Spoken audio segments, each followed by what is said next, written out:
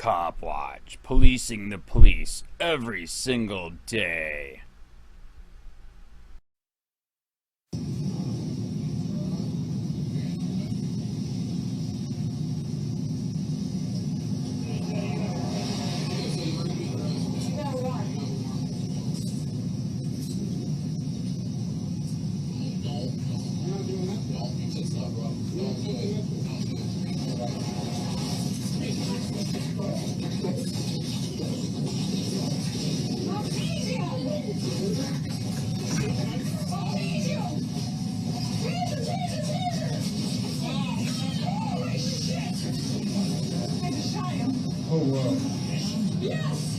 Unfortunately, the BCA normally is present here during these types of conferences, but what I've understood is the releasing of video this early in a situation is not something that they condone. They leave it up to me to do that. And as I decided to do that, they're not part of this conversation. They're not part of this press conference at this time. Why did you decide to do this today? I felt the community needed to know what happened. They needed to see it. I needed to be transparent. And I want to be forthright. I due respect to Daunte as well. Can you talk? Push the space bar and it'll play.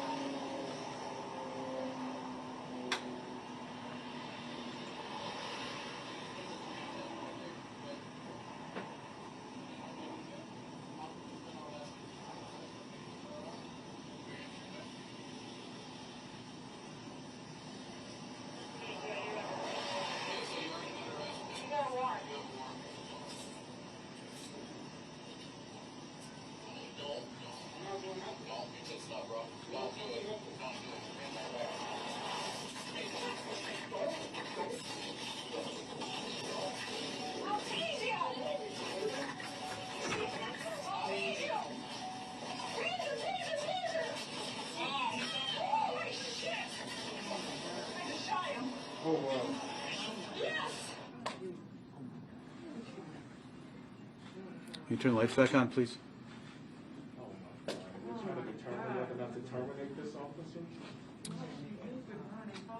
As you can hear, the officer, while struggling with Mr. Wright, shouts, "Taser, taser," several times. That is part of the officer's training prior to deploying a taser, which is a less lethal device. That is done to make her partners aware, as well as the subject, that a taser deployment will be imminent. During this encounter, however, the officer drew their handgun instead of their taser.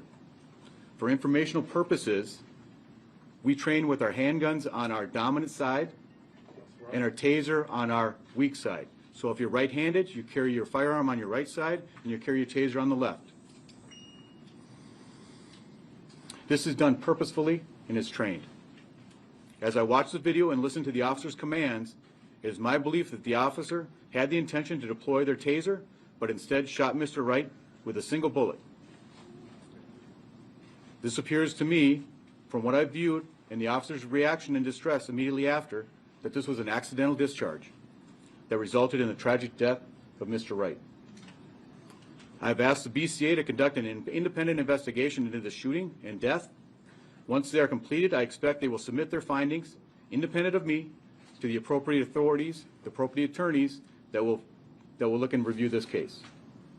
I'm also stressing that I do hope for the community to be patient and allow this investigation, criminal investigation, to be completed as thoroughly as possible. I believe Mr. Wright deserves this, as do all involved. The officer is currently on administrative leave. Make a short comment about what happened last night to our community, a community that I've been a part of for 27 years. I've seen some of the worst damage to this city I've ever seen in those years. Again, peaceful protesting, expressing yourself, we fully support that. But the ravaging of our businesses, the looting of our stores, the destruction to our pharmacies, we cannot tolerate that. I'm hoping that the community will have this level of transparency and know that this is being investigated by the correct authorities, which is the BCA. Unfortunately, they're not here today, but they are handling the investigation. And I have very little information besides what I've just given to you because they are handling that investigation. Mr. Mayor, do you have any comments that you want to make?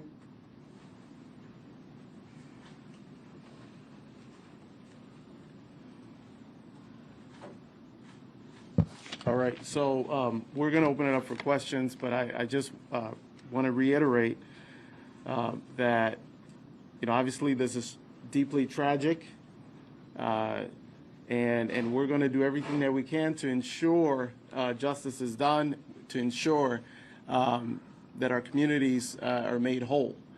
And with respect to the events last night, obviously there were folks in their community who were grieving, who showed up initially at the location where Daunte Wright was killed, and were gathering, and obviously later on, as the night went on and unfolded, there were a series of events that led to an escalation in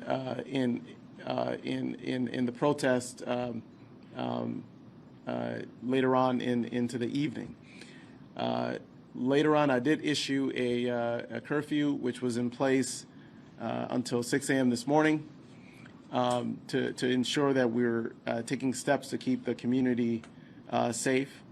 We do want to emphasize that we believe strongly in people's rights to gather and to express their grievance and to protest. That is a fundamental American right, and we're going to protect that right.